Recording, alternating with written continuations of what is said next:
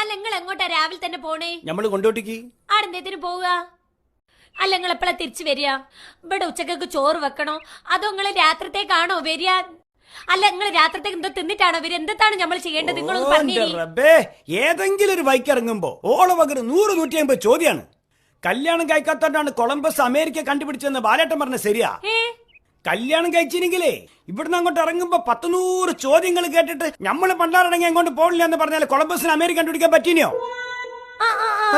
അപ്പൊ അയാൾ കണ്ടുപിടിക്കണ വരെ അമേരിക്ക എന്ന് പറഞ്ഞ ഒരു സാധനം ആടല്ലായിനോ? ഈ ബൾബ്, ഫോണ്, TV, ഫ്രിഡ്ജ് ഇതൊക്കെ കണ്ടുപിടിക്കണമാര് കണ്ടുപിടിച്ചത് അമേരിക്ക അല്ല.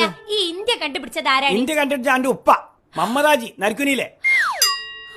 അല്ലോ എന്നിട്ട് ഉപ്പ എന്നോട് പറഞ്ഞില്ല. അല്ലെങ്കിൽ ഉപ്പ അങ്ങനെ എത്ര വലിയ വലിയ കാര്യം കണ്ടുപിടിച്ചാലും ഉപ്പ ഒരക്ഷരം മിണ്ടൂല. അഹങ്കാരമില്ലാത്തൊരു മനുഷ്യനാണ് ഇഞ്ച ഉപ്പ. വല്ലാത്തൊരു വിവരം തന്നെയാണ് പത്തു എനിക്ക്. നിങ്ങൾ എന്നെ കളിയാക്കരുതിട്ടോ.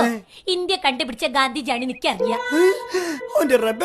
കൊല്ല അതുകൊണ്ടാണ് നമ്മളെ നോട്ടുമ്പളൊക്കെ ഗാന്ധിജിന്റെ ഫോട്ടോ പറയേണ്ടത് കേട്ടോ.